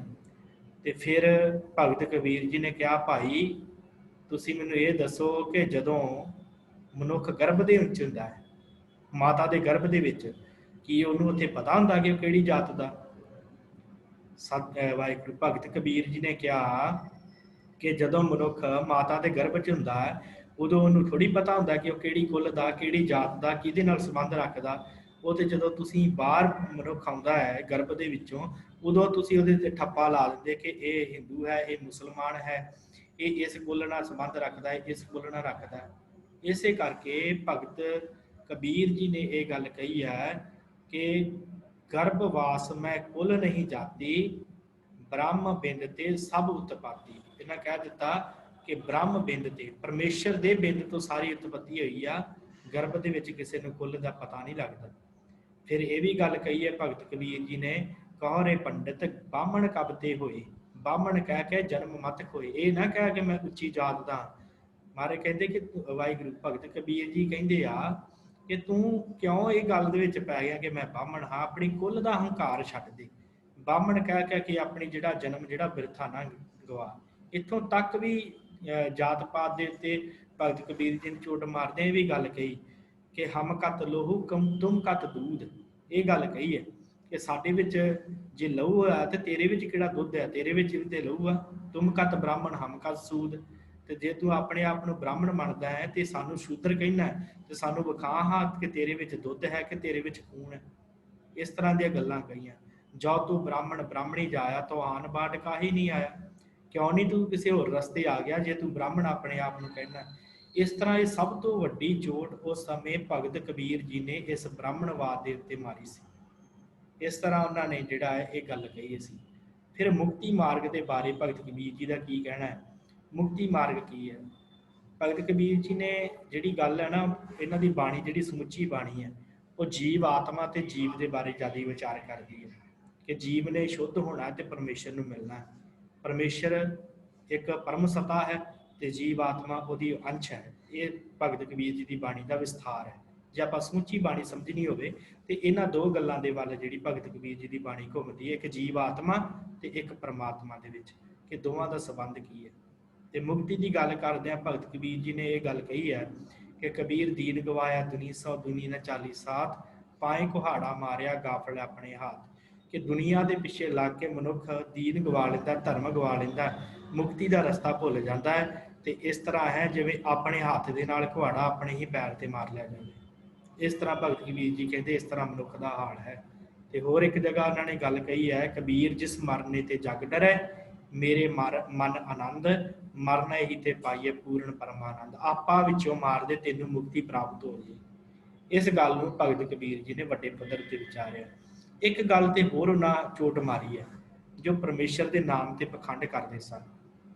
उन्हां लई सीधी गल कह दी भगत कबीर जी ने, माथे तिलक हथ माला बाणा, लोगन राम खिलौना जाना। कहते इस तरह है परमेश्वर नूं जिहड़ा है ना खिलौना समझ के लोग जपते पे। जपनी काठ कबीर जपनी काठ की, क्या दिखलावे लोए, हिरदय राम न चेती। ये जपनी क्या होए, कहते क्यों तू ये हाथ में माला फड़ के लोगों को विखाउंदा फिरदा, कहते हिरदे दे विच परमेश्वर नूं सिमरिया। इस तरह की विचारधारा लैके भगत कबीर जी ने चोटां मारियां उस समय के हाकमां दे उत्ते, उस समय की जातवाद के उत्ते, उस समय के कर्म कांडां दे उत्ते। ते तीर्थां ते नहाउण वालियां वास्ते भी इन्हां ने बड़ा सुंदर जिहड़ी गल कही है। आपां ज़्यादातर एक शब्द सुनते हैं कि जल कै मज्जन जे गत होवै, नित नित मेंढक नहावै, जैसे मेंढक तैसे ओए नर, फिर जोनी आवे। ये भी भगत कबीर जी का उपदेश है। तो इत्थों तक भगत कबीर जी ने कह दिता कि जिहड़ियां सिमरतियां बणियां, सिमरतियां वेद सिमरतियां जिहड़ियां बणियां, उन्हां दे उत्ते चोट मारदियां भगत कबीर जी ने कहा ये तो पैरां दे विच जंजीर बन के आईयां हन सिमरतियां। क्योंकि मनु सिमरती उन्हें मनु सिमरती दे विच मनु ने कह ही दिता सी कि जिहड़ा शूद्र है वो नाम का अधिकारी नहीं है। इस करके भगत कबीर जी ने इन्नी वड्डी चोट मारी। उन्होंने कह दिता वेद की पुत्री सिमरत भाई। वेदां की पुत्री कौन है, सिमरतियां वेदां दी पुत्रियां हैं, क्योंकि वेदां दे विचों ही ज्ञान लैके लिखियां गई। उन्होंने लिखा वेद की पुत्री सिमरत भाई, साकल जेवरी लैके आई। कहते रस्सा लैके आई है, जेवरी लैके आई, संगल लैके आई साडे वास्ते, साडे पैरों च पाउण कि तुसीं परमेश्वर नूं नहीं सिमर सकते। सो इस तरह के जिहड़े कर्म कांड आ वो भगत कबीर जी ने अपनी बाणी दे विच दित्ते आ। ते भाषा इन्हां ने बाणी दी की वरती है, भाषा वरती है भगत कबीर जी ने। भगत कबीर जी की बाणी की भाषा जिहड़ी है अवधी है, अवधी बोली है, भोजपुरी भी बोली है, ब्रिज भाषा, मारवाड़ी, पंजाबी, अरबी, फारसी, ये भगत कबीर जी ने अपनी बाणी दे विच बोले हैं। ਤੇ ਭਗਤ ਕਬੀਰ ਜੀ ਦੇ ਹੋਰ ਰਚਨਾ ਵੀ ਭਗਤ ਕਬੀਰ ਜੀ ਦੀ ਮਿਲਦੀ ਹੈ। ਸਿਰਫ ਸ੍ਰੀ ਗੁਰੂ ਗ੍ਰੰਥ ਸਾਹਿਬ ਦੀ ਜਿਹੜੀ ਬਾਣੀ ਹੈ ਉਹਦੇ ਬਾਰੇ ਆਪਾਂ ਵਿਚਾਰ ਕਰਨੀ ਆ, ਪਰ ਨਾਲ ਨਾਲ ਮੈਂ ਦੱਸ ਜਾਵਾਂ ਕਿ ਭਗਤ ਕਬੀਰ ਜੀ ਦੀ ਹੋਰ ਰਚਨਾ ਵੀ ਮਿਲਦੀ ਆ। ਉਹ ਰਚਨਾ ਕਿਹੜੀ ਕਿਹੜੀ ਹੈ? ਇੱਕ ਇਹਨਾਂ ਦਾ ਗ੍ਰੰਥ ਮਿਲਦਾ ਬੀਜਕ ਗ੍ਰੰਥ ਮਿਲਦਾ, ਜੋ ਕਬੀਰ ਪੰਥੀਆਂ ਦੇ ਕੋਲ ਬੜਾ ਸਤਿਕਾਰ ਨਾਲ ਮੱਥਾ ਟੇਕਦੇ, ਜਿਵੇਂ ਆਪਾਂ ਗੁਰੂ ਗ੍ਰੰਥ ਸਾਹਿਬ ਨੂੰ ਸੀਸ ਨਵਾਉਂਦੇ ਆ, ਇਸੇ ਤਰ੍ਹਾਂ ਕਬੀਰ ਪੰਥੀ ਜਿਹੜੇ ਆ ਇਸ ਗ੍ਰੰਥ ਦਾ ਬੜਾ ਸਤਿਕਾਰ ਕਰਦੇ ਆ। ਬੀਜਕ ਗ੍ਰੰਥ ਹੈ, ਇੱਕ ਕਬੀਰ ਗ੍ਰੰਥਾਵਲੀ ਹੈ, ਤੇ ਇਹ ਜਿਹੜੀ ਕਬੀਰ ਗ੍ਰੰਥਾਵਲੀ ਹੈ ਇਹਦੇ ਵਿੱਚੋਂ ਕਾਫੀ ਜਿਹੜੇ ਸ਼ਲੋਕ, ਕਾਫੀ ਜਿਹੜੇ ਸ਼ਬਦ ਆ ਉਹ ਸ੍ਰੀ ਗੁਰੂ ਗ੍ਰੰਥ ਸਾਹਿਬ ਦੀ ਬਾਣੀ ਦੇ ਨਾਲ ਰਲਦੇ ਹਨ। ਸੋ ਇਸ ਤੋਂ ਇਲਾਵਾ ਹੋਰ ਵੀ ਅਨੁਰਾਗ ਸਾਗਰ ਗ੍ਰੰਥ ਮਿਲਦਾ ਹੈ, ਇੱਕ ਕਬੀਰ ਸਾਖੀ ਗ੍ਰੰਥ ਮਿਲਦੀ ਹੈ, ਇਹ ਵੀ ਇਹਨਾਂ ਦੇ ਨਾਲ ਸੰਬੰਧ ਰੱਖਦੀ ਹੈ। ਸੋ ਕਹਿਣ ਤੋਂ ਭਾਵ ਕਿ ਭਗਤ ਕਬੀਰ ਜੀ ਨੇ ਆਪਣੀ ਬਾਣੀ ਦਾ ਜਿਹੜਾ ਸੰਦੇਸ਼ ਸੀ ਉਹ ਬਿਲਕੁਲ ਗੁਰਮਤਿ ਦੇ ਅਨੁਸਾਰ ਹੀ ਦਿੱਤਾ, ਤੇ ਗੁਰਮਤਿ ਦੇ ਅਨੁਸਾਰ ਲਿਖ ਕੇ ਉਹਨਾਂ ਨੇ ਜੋ ਵੀ ਲਿਖਿਆ ਸੀ ਉਹ ਧੰਨ ਸ੍ਰੀ ਗੁਰੂ ਅਰਜਨ ਦੇਵ ਮਹਾਰਾਜ ਸੱਚੇ ਪਾਤਸ਼ਾਹ ਨੇ ਵੱਖ ਕਰਕੇ ਤੇ ਉਹ ਸ੍ਰੀ ਗੁਰੂ ਗ੍ਰੰਥ ਸਾਹਿਬ ਜੀ ਦੇ ਵਿੱਚ ਉਹ ਬਾਣੀ ਲਿਖ ਦਿੱਤੀ। ਤੇ ਭਗਤ ਕਬੀਰ ਜੀ ਦਾ ਜੇ ਵੇਖਿਆ ਜਾਵੇ ਨਾ ਕਿ ਭਗਤ ਕਬੀਰ ਜੀ ਗੁਰਮਤਿ ਦੇ ਨਾਲ ਸਭ ਤੋਂ ਵੱਧ ਸੰਬੰਧ ਕਿਵੇਂ ਰੱਖਦੇ ਆ, ਤੇ ਉਹ ਇਹਨਾਂ ਪੰਕਤੀਆਂ ਤੋਂ ਵੇਖਿਆ ਜਾ ਸਕਦਾ। ਉਹ ਪੰਕਤੀਆਂ ਕਿਹੜੀਆਂ ਹਨ? ਹਮਰਾ ਝਗੜਾ ਰਹਾ ਨਾ ਕੋ, ਪੰਡਤ ਮੁੱਲਾ ਛੱਡੈ ਦੋ। ਕਹਿੰਦੇ ਅਸੀਂ ਪੰਡਤ ਵੀ ਛੱਡ ਦਿੱਤੇ ਤੇ ਮੁੱਲਾ ਵੀ ਛੱਡ ਦਿੱਤਾ, ਅਸੀਂ ਛੱਡ ਦਿੱਤੇ ਦੋਵੇਂ। ਇਸ ਕਰਕੇ ਭਗਤ ਕਬੀਰ ਜੀ ਦੀ ਵਿਚਾਰਧਾਰਾ ਜਿਹੜੀ ਹੈ ਉਹ ਸ੍ਰੀ ਗੁਰੂ ਗ੍ਰੰਥ ਸਾਹਿਬ ਜੀ ਨਾਲ ਬਹੁਤ ਰਲਦੀ ਸੀ। ਇਸ ਕਰਕੇ ਧੰਨ ਸ੍ਰੀ ਗੁਰੂ ਅਰਜਨ ਦੇਵ ਜੀ ਨੇ ਭਗਤ ਕਬੀਰ ਜੀ ਦੀ ਜੋ ਬਾਣੀ ਹੈ ਉਹ ਸ੍ਰੀ ਗੁਰੂ ਗ੍ਰੰਥ ਸਾਹਿਬ ਦੇ ਵਿੱਚ ਦਰਜ ਕਰ ਦਿੱਤੀ। ਸੋ ਕਬੀਰ ਸ਼ਬਦ ਦੇ ਜਿਹੜੇ ਅਰਥ ਉਹ ਵੱਡਾ ਬਣਦੇ ਆ। ਅਰਬੀ ਦਾ ਸ਼ਬਦ ਹੈ ਕਬੀਰ, ਜਿਹਦੇ ਅਰਥ ਬਣਦੇ ਆ ਵੱਡਾ ਮਹਾਨ ਜਿਹਨੂੰ ਕਿਹਾ ਜਾਂਦਾ। ਇਸ ਤਰ੍ਹਾਂ ਭਗਤ ਕਬੀਰ ਜੀ ਦੀ ਕਿੰਨੀ ਬਾਣੀ ਹੈ ਸ੍ਰੀ ਗੁਰੂ ਗ੍ਰੰਥ ਸਾਹਿਬ ਦੇ ਵਿੱਚ, ਉਹਦੇ ਬਾਰੇ ਆਪਾਂ ਵਿਚਾਰ ਕਰਕੇ ਫਿਰ ਅੱਗੇ ਚੱਲਣ ਦੀ ਕੋਸ਼ਿਸ਼ ਕਰਦੇ ਹਾਂ। ਹਾਂਜੀ, ਆਪ ਜੀ ਦੀ ਸਕਰੀਨ ਉੱਪਰ ਹੈ ਭਗਤ ਕਬੀਰ ਜੀ ਦੀ ਸਮੁੱਚੀ ਬਾਣੀ ਦਾ ਕੀ ਵੇਰਵਾ ਹੈ। ਹਾਂਜੀ ਭਾਈ, ਭਗਤ ਕਬੀਰ ਜੀ ਦੇ 17 ਰਾਗਾਂ ਦੇ ਵਿੱਚ ਬਾਣੀ ਹੈ ਭਗਤ ਕਬੀਰ ਜੀ ਦੀ, ਜੋ ਸ੍ਰੀ ਗੁਰੂ ਅਰਜਨ ਦੇਵ ਜੀ ਨੇ ਦਰਜ ਕੀਤੀ ਹੈ। ਸ੍ਰੀ ਰਾਗ ਦੇ ਵਿੱਚ ਭਗਤ ਕਬੀਰ ਜੀ ਦੇ 2 ਸ਼ਬਦ ਹਨ। ਗੌੜੀ ਰਾਗ ਦੇ ਵਿੱਚ 143 ਸ਼ਬਦ ਹਨ।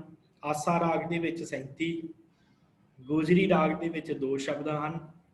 ਸੋਠ ਰਾਗ ਦੇ ਵਿੱਚ 11, ਧਨਾਸਰੀ ਰਾਗ ਦੇ ਵਿੱਚ 5, ਤਿਲੰਗ ਰਾਗ ਦੇ ਵਿੱਚ 1, ਸੂਹੀ ਰਾਗ ਦੇ ਵਿੱਚ 5, ਬਿਲਾਵਲ ਰਾਗ ਦੇ ਵਿੱਚ 12, ਗੋਂਡ ਰਾਗ ਦੇ ਵਿੱਚ 11, ਰਾਮਕਲੀ ਰਾਗ ਦੇ ਵਿੱਚ 14, ਮਾਰੂ ਰਾਗ ਦੇ ਵਿੱਚ 13, ਕੇਦਾਰਾ ਰਾਗ ਦੇ ਵਿੱਚ 6, ਭੈਰੋ ਰਾਗ ਦੇ ਵਿੱਚ 19, ਬਸੰਤ ਰਾਗ ਦੇ ਵਿੱਚ 8, ਸਾਰਗ ਰਾਗ ਦੇ ਵਿੱਚ 3 ਤੇ ਪ੍ਰਭਾਤੀ ਰਾਗ ਦੇ ਵਿੱਚ 5।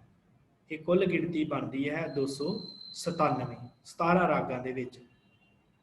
ਫਿਰ ਉਸ ਤੋਂ ਬਾਅਦ ਅੱਗੇ ਆ ਜਾਓ, ਜੋ ਸਿਰਲੇਖ ਵਾਲੀਆਂ ਬਾਣੀਆਂ ਹਨ। ਸ਼ਲੋਕ ਕਬੀਰ ਕੇ, ਇਹ ਕੁੱਲ ਸ਼ਲੋਕ ਹਨ 237, ਜੋ ਭੋਗ ਤੋਂ ਪਹਿਲਾਂ ਪੜ੍ਹੇ ਜਾਂਦੇ ਆ। ਅੰਮ੍ਰਿਤ ਵੇਲੇ ਆਉਂਦਾ, ਜਦੋਂ ਭੋਗ ਵਾਲਾ ਦਿਨ ਹੁੰਦਾ, ਅੰਮ੍ਰਿਤ ਵੇਲੇ ਸ਼ਲੋਕ ਆਉਂਦੇ ਆ। ਸ਼ਲੋਕ ਕਬੀਰ ਕੇ ਇਹ 237 ਕੁੱਲ ਸ਼ਲੋਕ ਹਨ, ਤੇ ਇਹਦੇ ਨਾਲ ਹੀ 33 ਗੌੜੀ ਸਿਰਲੇਖ ਦੀ ਇੱਕ ਬਾਣੀ ਹੈ। ਗੌੜੀ ਰਾਗ ਦੇ ਵਿੱਚ ਇੱਕ ਪੂਰੀ ਦੀ ਪੂਰੀ ਬਾਣੀ ਹੈ, ਇਸ ਕਰਕੇ ਇੱਕ ਸ਼ਬਦ ਦਿੱਤਾ ਹੈ। ਤੇ ਗੁਜਰੀ ਕੀ ਵਾਰ ਦੇ ਵਿੱਚ ਇੱਕ ਸ਼ਲੋਕ ਹੈ ਭਗਤ ਕਬੀਰ ਜੀ ਦਾ ਲਿਖਿਆ ਆ, ਗੁਜਰੀ ਕੀ ਵਾਰ ਦੇ ਵਿੱਚ। ਤੇ ਬਿਹਾਗੜੇ ਦੀ ਜਿਹੜੀ ਵਾਰ ਹੈ ਉਹਦੇ ਵਿੱਚ ਇੱਕ ਇਹਨਾਂ ਦਾ ਸ਼ਲੋਕ ਹੈ ਭਗਤ ਕਬੀਰ ਜੀ ਦਾ। ਸੋ ਇਸ ਤਰ੍ਹਾਂ ਇਹ ਕੁੱਲ ਗਿਣਤੀ ਜਿਹੜੀ ਹੈ 240 ਬਣਦੀ ਹੈ। ਕੁੱਲ ਜੋੜ 240 ਬਣਦਾ ਹੈ, ਤੇ ਸਾਰੀ ਗਿਣਤੀ ਉੱਪਰਲੀ 297 ਤੇ 240 ਨੂੰ ਮਿਲਾ ਕੇ ਕੁੱਲ ਗਿਣਤੀ ਬਣਦੀ ਹੈ 537 ਸ਼ਬਦ ਤੇ ਸ਼ਲੋਕ। ਇਹ ਕੁੱਲ ਬਾਣੀ ਭਗਤ ਕਬੀਰ ਜੀ ਦੀ ਗੁਰੂ ਗ੍ਰੰਥ ਸਾਹਿਬ ਜੀ ਦੇ ਵਿੱਚ ਦਰਜ ਹੈ, ਜਿਹੜੀ ਗੁਰਮਤਿ ਅਨੁਸਾਰੀ ਹੈ, ਜਿਹਦੇ ਉੱਤੇ ਮੋਹਰ ਧੰਨ ਸ਼੍ਰੀ ਗੁਰੂ ਅਰਜਨ ਦੇਵ ਜੀ ਨੇ ਲਾਈ ਹੈ। ਤੇ ਜਿਸ ਸ਼੍ਰੀ ਗੁਰੂ ਗ੍ਰੰਥ ਸਾਹਿਬ ਜੀ ਨੂੰ ਧੰਨ ਸ਼੍ਰੀ ਗੁਰੂ ਗੋਬਿੰਦ ਸਿੰਘ ਜੀ ਨੇ ਗੁਰਤਾ ਗੱਦੀ ਦਿੱਤੀ ਹੈ, ਉਸ ਦਮਦਮੀ ਬੀੜ ਦੇ ਅੰਦਰ ਇਹ ਭਗਤ ਕਬੀਰ ਜੀ ਦੀ ਬਾਣੀ ਦਰਜ ਹੈ। ਸੋ ਇਹ ਭਗਤ ਕਬੀਰ ਜੀ ਦੀ ਬਾਣੀ ਹੈ ਇੰਨੀ। ਅੱਗੇ ਆ ਜਾਓ, ਆਪਾਂ ਹੁਣ ਦੂਸਰੇ ਭਗਤ ਹਨ ਉਹਨਾਂ ਦੀ ਗੱਲ ਕਰਦੇ ਹਨ। ਭਗਤ ਨਾਮਦੇਵ ਜੀ। ਭਗਤ ਨਾਮਦੇਵ ਜੀ ਦਾ ਜਦੋਂ ਆਪਾਂ ਜੀਵਨ ਵਿਚਾਰਾਂਗੇ, ਭਗਤ ਨਾਮਜੀਤ ਦੇਵ ਜੀ ਦਾ ਜਿਹੜਾ ਜਨਮ ਹੈ ਉਹ 1270 ਈਸਵੀ ਦੇ ਵਿੱਚ ਹੋਇਆ। ਭਗਤ ਨਾਮਦੇਵ ਜੀ ਦਾ ਇਹਨਾਂ ਦਾ ਜਨਮ 1270-71 ਦੇ ਕਰੀਬ ਇਹਨਾਂ ਦਾ ਜਨਮ ਹੋਇਆ ਹੈ। ਤੇ ਇਹਨਾਂ ਦਾ ਜਿਹੜਾ ਜਨਮ ਹੈ ਉਹ ਪਿੰਡ ਨਰਸੀ ਬਾਹਮਣੀ, ਆਪ ਜੀ ਕਿਤੇ ਹਜੂਰ ਸਾਹਿਬ ਗਏ ਹੋਏ ਤੇ ਆਪ ਜੀ ਨੇ ਦਰਸ਼ਨ ਸੰਗਤ ਨੇ ਕੀਤੇ ਹੋਣਗੇ। ਜਿਨ੍ਹਾਂ ਨੇ ਨਹੀਂ ਕੀਤੇ ਉਹ ਹਜੂਰ ਸਾਹਿਬ ਜਦੋਂ ਜਾਂਦੇ ਹੋ ਤਾਂ ਦਰਸ਼ਨ ਜ਼ਰੂਰ ਕਰਿਓ, ਨੇੜੇ ਹੀ ਸਥਾਨ ਹੈ। ਨਰਸੀ ਬਾਹਮਣੀ ਵਿਖੇ ਇਹਨਾਂ ਦਾ ਜਨਮ ਹੋਇਆ ਹੈ। ਸਤਾਰਾ ਜ਼ਿਲ੍ਹਾ ਹੈ ਮਹਾਰਾਸ਼ਟਰ ਜਿਹੜਾ ਹੈ, ਉੱਥੇ ਇਹ ਸਤਾਰਾ ਜ਼ਿਲ੍ਹਾ, ਉਹਦੇ ਵਿੱਚ ਨਰਸੀ ਬਾਹਮਣੀ ਪਿੰਡ 'ਚ ਇਹਨਾਂ ਦਾ ਜਨਮ ਹੁੰਦਾ। ਮਾਤਾ ਦਾ ਨਾਮ ਹੈ ਗੋਨਾਬਾਈ ਤੇ ਪਿਤਾ ਦਾ ਨਾਮ ਇਹਨਾਂ ਦਾ ਦਾਮ ਸੇਠ ਸੀ। ਮਾਤਾ ਦਾ ਨਾਮ ਗੋਨਾਬਾਈ, ਪਿਤਾ ਦਾ ਨਾਮ ਦਾਮ ਸੇਠ। ਤੇ ਇਹਨਾਂ ਦੇ ਜਦੋਂ ਸ਼ਾਦੀ ਜਿਹੜੀ ਹੈ, ਵਿਆਹ ਜਿਹੜਾ ਹੈ ਉਹ ਰਾਜਾ ਬਾਈ ਨਾਮ ਦੀ ਲੜਕੀ ਨਾਲ ਹੋਇਆ। ਇਹਨਾਂ ਦੀ ਪਤਨੀ ਦਾ ਨਾਮ ਰਾਜਾ ਬਾਈ ਹੈ। ਤੇ ਇਹ ਜਿਹੜਾ ਨਿਵਾਸ ਇਹਨਾਂ ਨੇ ਆਪਣਾ ਨਰਸੀ ਬਾਹਮਣੀ ਨਹੀਂ ਸੀ ਕੀਤਾ, ਨਿਵਾਸ ਸਥਾਨ ਜਿਹੜਾ ਹੈ ਪੁੰਡੀਰਪੁਰ ਇਹਨਾਂ ਨੇ ਨਿਵਾਸ ਕੀਤਾ ਹੈ। ਪੁੰਡਰਪੁਰ, ਇੱਥੇ ਕਰੀਬ ਇਹ ਆਪਣੇ ਜੀਵਨ ਦੇ 60-70 ਸਾਲ ਇਸ ਜਗ੍ਹਾ ਤੇ ਰਹੇ। ਪੁੰਡੀਰਪੁਰ, ਇੱਥੇ ਇਹਨਾਂ ਨੇ ਉਪਦੇਸ਼ ਜਿਹੜਾ ਆ ਉਹ ਦਿੱਤਾ ਬਹਿ ਕੇ। ਤੇ ਇਹਨਾਂ ਦਾ ਜਿਹੜਾ ਦੇਹਾਂਤ ਹੈ ਭਗਤ ਨਾਮਦੇਵ ਜੀ ਦਾ, ਇਹ 1351 ਈਸਵੀ ਦੇ ਵਿੱਚ ਪਿੰਡ ਘੁਮਾਣ, ਗੁਰਦਾਸਪੁਰ, ਪੰਜਾਬ ਦੇ ਵਿੱਚ ਹੋਇਆ। ਉੱਥੇ ਇਹਨਾਂ ਦਾ ਦੇਹਰਾ ਬਣਿਆ ਹੋਇਆ ਭਗਤ ਨਾਮਦੇਵ ਜੀ ਦਾ। ਇੱਥੇ ਇਹਨਾਂ ਦਾ ਦੇਹਾਂਤ ਹੋਇਆ। ਘੁਮਾਣ ਪਿੰਡ ਹੈ ਗੁਰਦਾਸਪੁਰ ਦੇ ਵਿੱਚ, ਉੱਥੇ ਭਗਤ ਕਬੀਰ ਜੀ ਦਾ ਵਾਹਿਗੁਰੂ ਭਗਤ ਨਾਮਦੇਵ ਜੀ ਦਾ ਜਿਹੜਾ ਹੈ ਉਹ ਦੇਹਾਂਤ ਹੁੰਦਾ। ਸੋ ਕੀ ਇਹਨਾਂ ਦਾ ਜੀਵਨ ਹੈ, ਆਪਾਂ ਥੋੜੀ ਜਿਹੀ ਵਿਚਾਰ ਚਰਚਾ ਕਰਕੇ ਅੱਗੇ ਚੱਲਣਾ ਹੈ ਕਿ ਕੀ ਇਹਨਾਂ ਦੀ ਵਿਚਾਰਧਾਰਾ ਇਹਨਾਂ ਨੇ ਦਿੱਤੀ ਹੈ, ਉਹਦੇ ਨਾਲ ਆਪਾਂ ਥੋੜਾ ਜਿਹਾ ਜੁੜਨਾ ਕਰੀਏ ਕਿ ਭਗਤ ਕਬੀਰ ਜੀ ਦਾ ਜਿਹੜਾ ਹੈ, ਭਗਤ ਕਬੀਰ ਜੀ ਦੇ ਸਮੇਂ 3 ਤਰ੍ਹਾਂ ਦੀ ਵਿਚਾਰਧਾਰਾ ਪ੍ਰਧਾਨ ਸੀ। 3 ਤਰ੍ਹਾਂ ਦੀ। ਇੱਕ ਸੀ ਨਾਥ ਪੰਥ, ਜਿਹੜੇ ਅਲੱਖ ਨਿਰੰਜਨ ਨੂੰ ਧਿਆਉਂਦੇ ਸੀ ਤੇ ਬਾਹਰੀ ਅਡੰਬਰਾਂ ਦਾ ਵਿਰੋਧ ਕਰਦੇ ਸੀ। ਤੇ ਇੱਕ ਸੀ ਮਹਾਨ ਭਾਵ ਪੰਥ, ਉਸ ਸਮੇਂ ਚੱਲ ਰਿਹਾ ਸੀ ਮਹਾਰਾਸ਼ਟਰ ਵਾਲੀ ਸਾਈਡ ਦੇ ਉੱਤੇ। ਤੇ ਇਹ ਜਿਹੜੇ ਸੀ ਵੈਦਿਕ ਕਰਮਕਾਂਡਾਂ ਤੇ ਦੇਵ ਉਪਾਸਨਾ ਦੇ ਵਿਰੁੱਧ ਵਿੱਚ ਸਨ, ਪਰ ਮੂਰਤੀ ਪੂਜਾ ਦਾ ਖੰਡਨ ਇਹ ਨਹੀਂ ਕਰਦੇ ਸੀ। ਤੇ ਤੀਸਰਾ ਜਿਹੜਾ ਸੀ ਉਹ ਚੱਲ ਰਿਹਾ ਸੀ ਵਿਠੋਬਾ ਪੰਥ ਉਸ ਸਮੇਂ। ਤੇ ਇਹ ਵਿਠੋਬਾ ਪੰਥ ਜਿਹੜਾ ਸੀ ਇਹ ਪੁੰਡਰਪੁਰ ਵਿਖੇ ਚੱਲ ਰਿਹਾ ਸੀ ਤੇ ਇਹ ਵਿਸ਼ਨੂੰ ਦੀ ਉਪਾਸਨਾ ਕਰਦਾ ਸੀ। ਤੇ ਇਤਿਹਾਸਕਾਰ ਇਹ ਗੱਲ ਕਹਿੰਦੇ ਆ ਕਿ ਭਗਤ ਨਾਮਦੇਵ ਜੀ ਪਹਿਲਾਂ ਵਿਸ਼ਨੂੰ ਦੇ ਉਪਾਸਕ ਰਹੇ ਆ, ਵਿਸ਼ਨੂੰ ਜੀ ਦੇ। ਤੇ ਇਸ ਵਿਠੋਬਾ ਪੰਥ ਦੀ ਜਿਹੜੀ ਅੱਗੇ ਗੱਦੀ ਸੀ ਉਹ ਭਗਤ ਨਾਮਦੇਵ ਜੀ ਨੂੰ ਮਿਲੀ ਹੈ। ਤੇ ਭਗਤ ਨਾਮਦੇਵ ਜੀ ਨੇ ਕਾਫੀ ਸਮਾਂ ਪੁੰਡਰਕ ਪਿੰਡ ਦੇ ਵਿੱਚ ਰਹਿ ਕੇ, ਉਸ ਜਗ੍ਹਾ ਤੇ ਵਸ ਕੇ, ਪੁੰਡੀਰਪੁਰ ਦੇ ਵਿੱਚ ਰਹਿ ਕੇ, ਸੋਲਾਪੁਰ ਜ਼ਿਲ੍ਹੇ ਦੇ ਵਿੱਚ ਉੱਥੇ ਰਹਿ ਕੇ ਇਹਨਾਂ ਨੇ ਲੋਕਾਂ ਨੂੰ ਉਪਦੇਸ਼ ਦਿੱਤਾ। ਤੇ ਅੱਜ ਵੀ ਉੱਥੇ ਹਰ ਸਾਲ ਗੁਰੂ ਪੂਰਨਿਮਾ ਮਨਾਈ ਜਾਂਦੀ ਆ, ਲੋਕੀ ਦਰਸ਼ਨ ਕਰਨ ਜਾਂਦੇ ਆ। ਫਿਰ ਕੱਤਕ ਦੇ ਮਹੀਨੇ ਦੀ ਜਿਹੜੀ ਇਕਾਦਸ਼ੀ ਹੁੰਦੀ ਆ ਤੇ ਉੱਥੇ ਲੋਕੀ ਯਾਤਰਾ ਕਰਕੇ ਪਹੁੰਚਦੇ ਆ। ਇਸ ਤਰ੍ਹਾਂ ਜਿਹੜਾ ਹੈ ਉਸ ਜਗ੍ਹਾ ਦੇ ਉੱਤੇ ਇਹਨਾਂ ਦਾ ਸਥਾਨ ਬਣਿਆ ਹੋਇਆ। ਫਿਰ ਭਗਤ ਕਬੀਰ ਜੀ ਦੇ ਜਿਹੜੇ ਗੁਰੂ ਸਨ, ਉਹ ਮੰਨਿਆ ਜਾਂਦਾ ਹੈ ਕਿ ਭਗਤ ਕਬੀਰ ਜੀ ਦੇ ਜਿਹੜੇ ਗੁਰੂ ਸਨ ਉਹ ਵਿਸੋਬਾ ਖੇਚਰ ਨਾਮ ਦੇ ਗੁਰੂ ਇਹਨਾਂ ਨੇ ਸਵੀਕਾਰ ਕੀਤੇ ਸਨ। ਤੇ ਗਿਆਨੇਸ਼ਵਰ ਨਾਮ ਦਾ ਵੀ ਗੁਰੂ ਇਹਨਾਂ ਦਾ ਇੱਕ ਮੰਨਿਆ ਜਾਂਦਾ ਹੈ। ਉਹ 5 ਸਾਲ ਇਹਨਾਂ ਤੋਂ ਵੱਡੇ ਸਨ ਤੇ ਇਹਨਾਂ ਦੇ ਨਾਲ ਰਹਿ ਕੇ ਇਹਨਾਂ ਨੇ ਮਹਾਰਾਸ਼ਟਰ ਦਾ ਸਮੁੱਚਾ ਭ੍ਰਮਣ ਕੀਤਾ ਤੇ ਭਗਤੀ ਦੇ ਗੀਤ ਗਾਏ ਤੇ ਰਚੇ, ਜਿਹੜੇ ਅੱਜ ਵੀ ਮਹਾਰਾਸ਼ਟਰ ਦੇ ਲੋਕ ਗਾਉਂਦੇ ਆ, ਪੜ੍ਹਦੇ ਆ ਤੇ ਅੱਜ ਵੀ ਉਹਨਾਂ ਦੀਆਂ ਰਚਨਾਵਾਂ ਮਿਲ ਜਾਂਦੀਆਂ ਜੋ ਵੱਡੇ ਪੱਧਰ ਤੇ ਉੱਥੋਂ ਦੇ ਲੋਕ ਗਾਉਂਦੇ ਆ। ਸੋ ਭਗਤ ਨਾਮਦੇਵ ਜੀ ਪਰਮੇਸ਼ਰ ਦਾ ਸਭ ਤੋਂ ਵੱਧ ਪਿਆਰਾ ਨਾਮ ਕਿਹੜਾ ਇਹਨਾਂ ਨੇ ਲਿਆ ਹੈ? ਬੀਠਲ। ਬੀਠਲ ਕਰਕੇ ਪਰਮੇਸ਼ਰ ਦਾ ਨਾਮ ਇਹਨਾਂ ਨੇ ਲਿਆ ਹੈ। ਭਾਵੇਂ ਕਿ ਬੀਠਲ ਸ਼ਬਦ ਵਿਸ਼ਨੂੰ ਵਾਸਤੇ ਕਹਿੰਦੇ ਕਿ ਮੰਨਿਆ ਜਾਂਦਾ ਹੈ, ਪਰ ਭਗਤ ਕਬੀਰ ਜੀ ਨੇ ਕਿਹਾ ਈਬੈ ਬੀਠਲ ਊਬੈ ਬੀਠਲ, ਬੀਠਲ ਬਿਨ ਸੰਸਾਰ ਨਹੀਂ। ਭਾਵ ਪਰਮੇਸ਼ਰ ਦਾ ਨਾਮ, ਅਕਾਲ ਪੁਰਖ ਪਰਮੇਸ਼ਰ ਦਾ ਨਾਮ ਬੀਠਲ ਕਰਕੇ ਉਹਨਾਂ ਨੇ ਵਰਣਨ ਕੀਤਾ ਕਿ ਬੀਠਲ ਤੋਂ ਬਿਨਾਂ, ਪਰਮੇਸ਼ਰ ਦੇ ਨਾਮ ਤੋਂ ਬਿਨਾਂ ਸੰਸਾਰ ਦੇ ਵਿੱਚ ਕੁਝ ਨਹੀਂ। ਇਹਨਾਂ ਦਾ ਛੋਟਾ ਇੱਕ ਪੁੱਤਰ ਹੋਇਆ ਹੈ। ਇਹਨਾਂ ਦੇ 4 ਪੁੱਤਰ ਸਨ, ਨਾਰਾਇਣ, ਮਹਾਦੇਵ, ਗੋਬਿੰਦ। ਤੇ ਛੋਟਾ ਪੁੱਤਰ ਸੀ, ਉਹਦਾ ਨਾਮ ਵੀ ਇਹਨਾਂ ਨੇ ਬੀਠਲ ਰੱਖਿਆ ਸੀ। ਤੇ ਇੱਕ ਪੁੱਤਰੀ ਇਹਨਾਂ ਦੀ, ਉਹਦਾ ਨਾਮ ਲਿੰਬਾ ਸੀ। ਤੇ ਛੋਟੇ ਪੁੱਤਰ ਦਾ ਨਾਮ ਇਹਨਾਂ ਨੇ ਜੋ ਹੈ ਉਹ ਬੀਠਲ ਰੱਖਿਆ ਸੀ, ਆਪਣੇ ਛੋਟੇ ਪੁੱਤਰ ਦਾ ਨਾਮ। ਤੇ ਇਸ ਤਰ੍ਹਾਂ ਇਹਨਾਂ ਨੇ ਬਹੁਤ ਰਚਨਾਵਾਂ ਕੀਤੀਆਂ, ਭਗਤੀ ਗੀਤ ਗਾਏ ਪਰਮੇਸ਼ਰ ਦੀ ਉਸਤਤ ਦੇ ਵਿੱਚ। ਪਹਿਲੋਂ ਇਹ ਸਨ ਵਿਸ਼ਨੂੰ ਦੇ ਉਪਾਸਕ, ਪਰ ਹੌਲੀ ਹੌਲੀ ਜਦੋਂ ਅੰਦਰ ਗਿਆਨ ਆਇਆ, ਪਰਮੇਸ਼ਰ ਨੇ ਕਿਰਪਾ ਕੀਤੀ, ਹੌਲੀ ਹੌਲੀ ਫਿਰ ਇਹ ਪਰਮੇਸ਼ਰ ਦੇ ਅਕਾਲ ਪੁਰਖ ਦੇ ਉਪਾਸ਼ਕ ਹੋ ਗਏ। ਫਿਰ ਇਹ ਪਰਮੇਸ਼ਰ ਨੂੰ, ਅਕਾਲ ਪੁਰਖ ਨੂੰ ਜਿਹੜਾ ਹੈ ਜਾਣਨ ਲੱਗ ਪਏ। ਫਿਰ ਇਹਨਾਂ ਦੀਆਂ ਰਚਨਾਵਾਂ ਜਿਹੜੀਆਂ ਗੁਰਮਤਿ ਦੇ ਅਨੁਸਾਰ ਹੀ ਹੋਈਆਂ, ਜਿਹੜੀਆਂ ਉਹਨਾਂ ਰਚਨਾਵਾਂ ਨੂੰ ਧੰਨ ਸ਼੍ਰੀ ਗੁਰੂ ਅਰਜਨ ਦੇਵ ਜੀ ਨੇ ਸ੍ਰੀ ਗੁਰੂ ਗ੍ਰੰਥ ਸਾਹਿਬ ਦੇ ਵਿੱਚ ਜਿਹੜਾ ਜਗ੍ਹਾ ਦਿੱਤੀ ਹੈ। ਤੇ ਫਿਰ ਆਪਣੇ ਅਖੀਰਲੇ ਸਮੇਂ ਭਗਤ ਨਾਮਦੇਵ ਜੀ ਆ ਗਏ ਸੀ ਗੁਰਦਾਸਪੁਰ ਜ਼ਿਲ੍ਹੇ ਦੇ ਵਿੱਚ। 80 ਸਾਲ ਦੀ ਉਮਰ ਭੋਗਤਿਆਂ ਇੱਥੇ ਇਹਨਾਂ ਨੇ ਅੰਤਮ ਸਵਾਸ ਲਈ ਸੀ ਘੁਮਾਣ ਦੇ ਵਿੱਚ। ਤੇ ਫਿਰ ਜਦੋਂ ਜੱਸਾ ਸਿੰਘ ਰਾਮਗੜੀਆ ਦਾ ਸਮਾਂ ਆਇਆ, ਸਰਦਾਰ ਜੱਸਾ ਸਿੰਘ ਜੀ ਰਾਮਗੜੀਆ, ਉਹਨਾਂ ਨੇ ਫਿਰ ਇਸ ਇਤਿਹਾਸਿਕ ਜਗ੍ਹਾ ਨੂੰ ਮੁੜ ਸੁਰਜੀਤ ਕੀਤਾ, ਦੁਬਾਰਾ ਬਣਵਾਇਆ। ਇੱਥੇ ਫਿਰ ਇੱਕ ਗੁਰਦੁਆਰਾ ਸਥਾਪਨ ਬਣਾਇਆ ਗਿਆ, ਤਪਿਆਣਾ ਸਾਹਿਬ ਨਾਮ ਰੱਖਿਆ ਗਿਆ। ਤੇ ਇੱਥੇ ਹੁਣ ਭਾਰੀ ਮੇਲਾ ਇੱਕ ਭਗਤ ਨਾਮਦੇਵ ਜੀ ਦੀ ਯਾਦ ਦੇ ਵਿੱਚ ਲੱਗਦਾ ਹੈ। ਤੇ ਸ੍ਰੀ ਗੁਰੂ ਗ੍ਰੰਥ ਸਾਹਿਬ ਦੇ ਵਿੱਚ ਇਹਨਾਂ ਦੀ ਜਿਹੜੀ ਬਾਣੀ ਹੈ, ਬਿਲਕੁਲ ਬਾਣੀ ਇਹਨਾਂ ਦੀ ਪਰਮੇਸ਼ਰ ਦੇ ਸਿਮਰਨ ਵਾਲੀ ਹੈ, ਭਗਤੀ ਵਾਲੀ ਹੈ, ਪਰਮੇਸ਼ਰ ਨਾਲ ਮਿਲਣ ਵਾਲੀ ਹੈ। ਪਿਆਰ ਵਾਲੇ ਗੀਤ ਗਾਏ ਨੇ, ਜਿਵੇਂ ਈਬੈ ਬੀਠਲ ਉਬੈ ਬੀਠਲ ਬੀਠਲ ਬਿਨ ਸੰਸਾਰ ਨਹੀਂ, ਜੱਤਰ ਜਾਉ ਤਤ ਬੀਠਲ ਭੈੜਾ ਮਹਾ ਆਨੰਦ ਕਰੇ ਸਦ ਕਹਿ ਲਾ, ਕਿ ਜਿੱਥੇ ਮੈਂ ਜਾਣਾ ਉੱਥੇ ਮੈਨੂੰ ਬੀਠਲ ਹੀ ਦਿਖਦਾ, ਪਰਮੇਸ਼ਰ ਹੀ ਦਿਖਦਾ। ਤੇ ਇੱਥੋਂ ਤੱਕ ਉਹਨਾਂ ਕਿਹਾ, ਪਾਣੀ ਮੈਂ ਦੇਖ ਮੁਕ ਜੈਸਾ, ਨਾਮੇ ਕੋ ਸੁਆਮੀ ਬੀਠਲ ਐਸਾ। ਜਿਵੇਂ ਪਾਣੀ ਦੇ ਵਿੱਚ ਦੇਖਿਆ ਚਿਹਰਾ ਸਾਫ਼ ਨਜ਼ਰ ਆਉਂਦਾ ਹੈ, ਉਸ ਤਰ੍ਹਾਂ ਆਪਣੇ ਅੰਦਰ ਝਾਕਿਆ ਪਰਮੇਸ਼ਰ ਸਾਫ਼ ਨਜ਼ਰ ਆਉਂਦਾ ਹੈ। ਇਸ ਤਰ੍ਹਾਂ ਇਹਨਾਂ ਨੇ ਜਿਹੜਾ ਹੈ ਉਹ ਪਰਮੇਸ਼ਰ ਦੀ ਪ੍ਰੇਮਾ ਭਗਤੀ ਦੇ ਗੀਤ ਗਾਏ। ਤੇ ਜਦੋਂ ਇਹਨਾਂ ਨੂੰ ਕਿਸੇ ਨੇ ਕਿਹਾ ਕਿ ਤੁਸੀਂ ਕ੍ਰਿਸ਼ਨ ਨੂੰ ਜਿਹੜਾ ਹੈ ਬੀਠਲ ਕਹਿ ਕੇ ਆਵਾਜ਼ਾਂ ਮਾਰਦੇ ਹੋ, ਵਿਸ਼ਨੂੰ ਦਾ ਅਵਤਾਰ, ਵਿਸ਼ਨੂੰ ਨੂੰ ਤੁਸੀਂ ਮੰਨਦੇ ਹੋ, ਤੇ ਇਹਨਾਂ ਨੇ ਕਹਿ ਦਿੱਤਾ, ਆਜ ਨਾਮੇ ਬੀਠਲ ਦੇਖਿਆ, ਮੂਰਖ ਕਹੋ ਸਮਝਾਵੋ ਰੇ। ਇਹਨਾਂ ਨੇ ਕਿਹਾ, ਮੈਂ ਤੇ ਪਰਮੇਸ਼ਰ ਨੂੰ ਦੇਖ ਲਿਆ, ਬੀਠਲ ਨੂੰ, ਮੈਂ ਕਿਸੇ ਕ੍ਰਿਸ਼ਨ ਦੇ ਪਿੱਛੇ ਨਹੀਂ ਪਿਆ, ਮੈਂ ਤੇ ਮੂਰਖਾਂ ਨੂੰ ਸਮਝਾਉਣਾ ਕਿ ਮੈਂ ਅਸਲੀ ਬੀਠਲ ਨੂੰ ਦੇਖ ਲਿਆ, ਉਸ ਪਰਮੇਸ਼ਰ ਨੂੰ, ਅਕਾਲ ਪੁਰਖ ਨੂੰ ਦੇਖ ਲਿਆ। ਇਸੇ ਤਰ੍ਹਾਂ ਇਹਨਾਂ ਨੇ ਕਰਮ ਕਾਂਡਾਂ ਦੇ ਉੱਤੇ ਜਿਹੜਾ ਹੈ ਉਹ ਵੀ ਬੜੇ ਵੱਡੇ ਪੱਧਰ ਤੇ ਜਿਹੜਾ ਹੈ ਭਗਤ ਨਾਮਦੇਵ ਜੀ ਨੇ ਚੋਟ ਮਾਰੀ ਆ। ਇੱਥੋਂ ਤੱਕ ਭਗਤ ਨਾਮਦੇਵ ਜੀ ਦਾ ਇੱਕ ਜਿਹੜਾ ਸ਼ਬਦ ਹੈ ਇਹਨਾਂ ਦਾ ਮਿਲਦਾ ਹੈ, ਜਿਹਦੇ ਵਿੱਚ ਇਹਨਾਂ ਨੇ ਇਹ ਗੱਲ ਕਹੀ ਹੈ ਕਿ ਮੈਂ ਤੁਹਾਡੇ ਸਾਰੇ ਹੀ ਦੇਖ ਲਏ ਜਿਨ੍ਹਾਂ ਨੇ ਪਾਂਡੇ ਤੁਮਰੀ ਗਾਇਤਰੀ ਲੋਧੇ ਕਾ ਖੇਦ ਖਾਤੀ ਸੀ।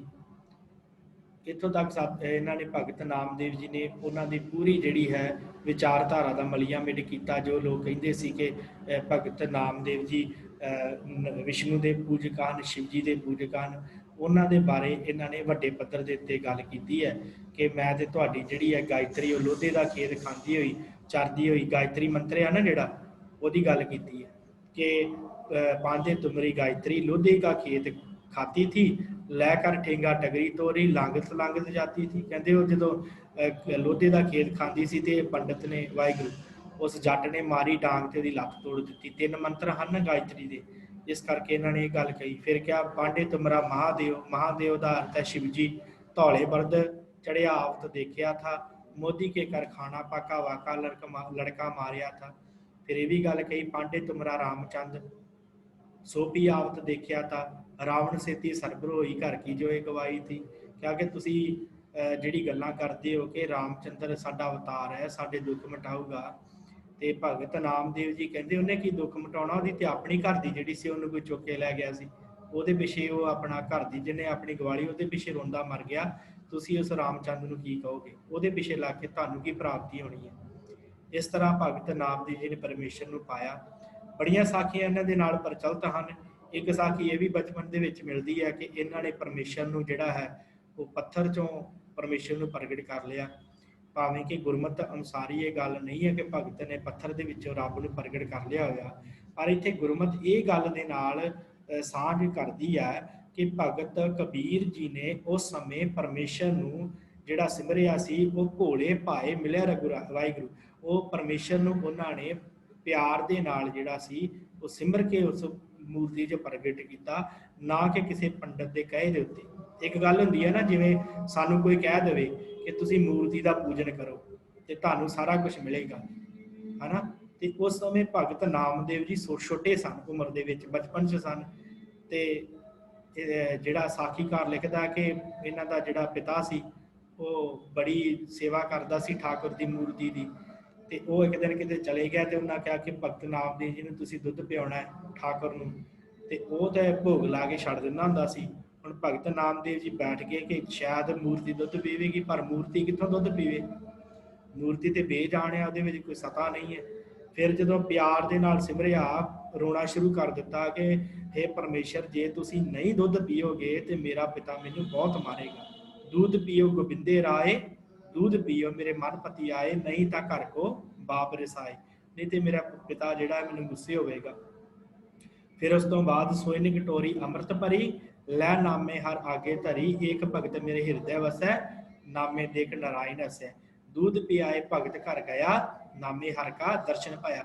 प्रतख दर्शन परमेश्वर दे भगत नामदेव जी ने कीते आ। एक बारी नहीं, पता नहीं कहते किन्नी क वारी भगत नामदेव जी ने परमेश्वर के दर्शन किए।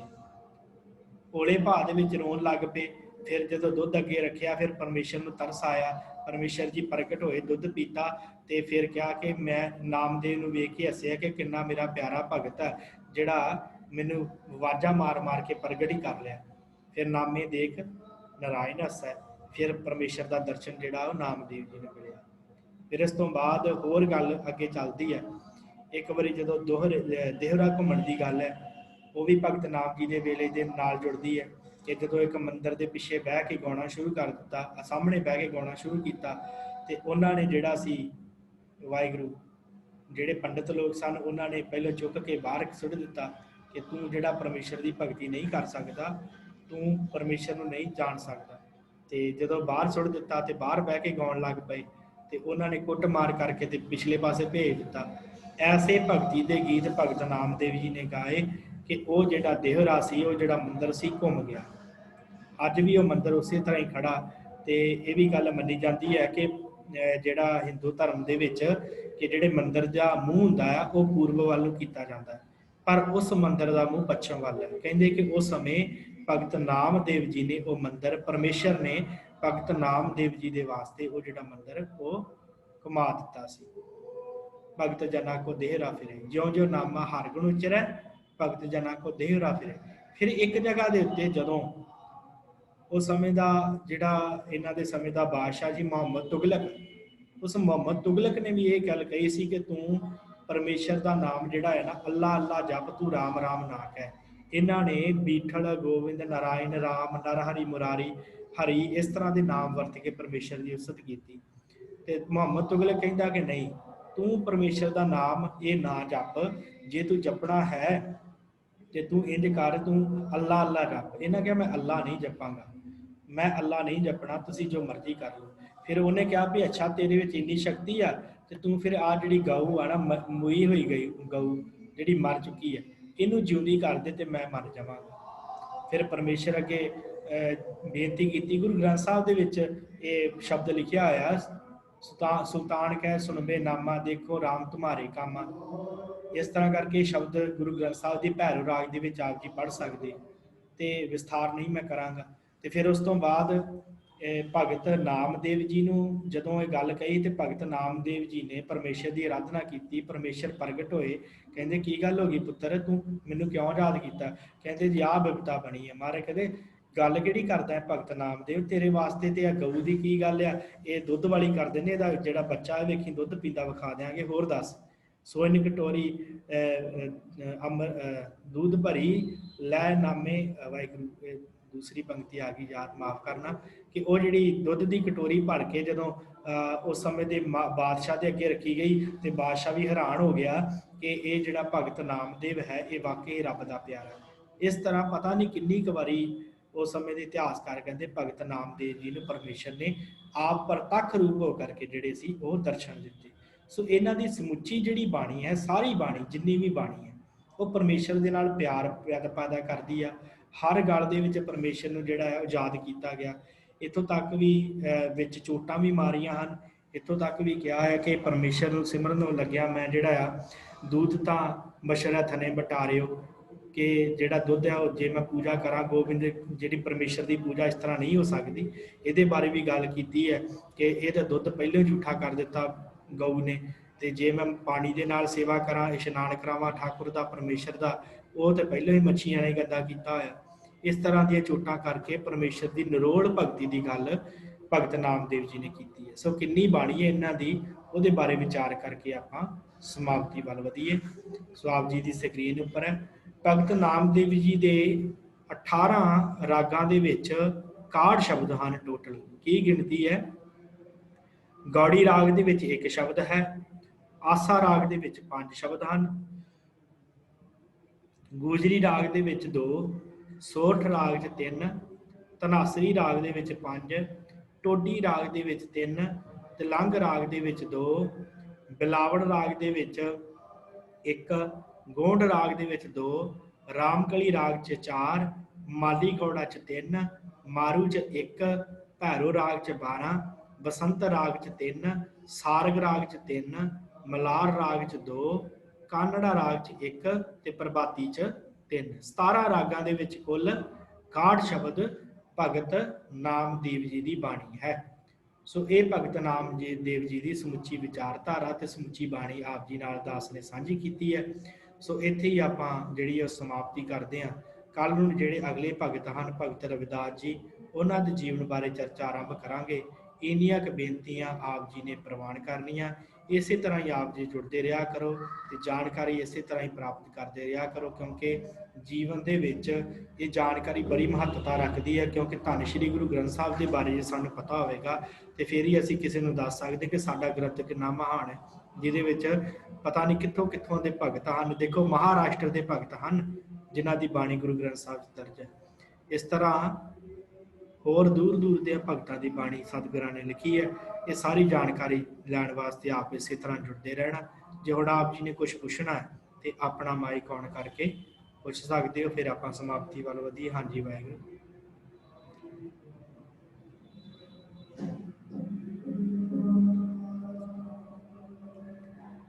वाहिगुरू। ठीक है साथ संगत, आप सब संगत का धन्यवाद। शाम की क्लास में श्री सुखनी साहब की बाणी की विचार चल रही है। इस तरह जुड़ के आप जी ने लाभ प्राप्त करना। होइयां भुलां चुकां दी खिमा बुलाओ फतेह जी। वाहिगुरू जी का खालसा वाहिगुरू जी की वाहिगुरू जी की फतेह। फतेह।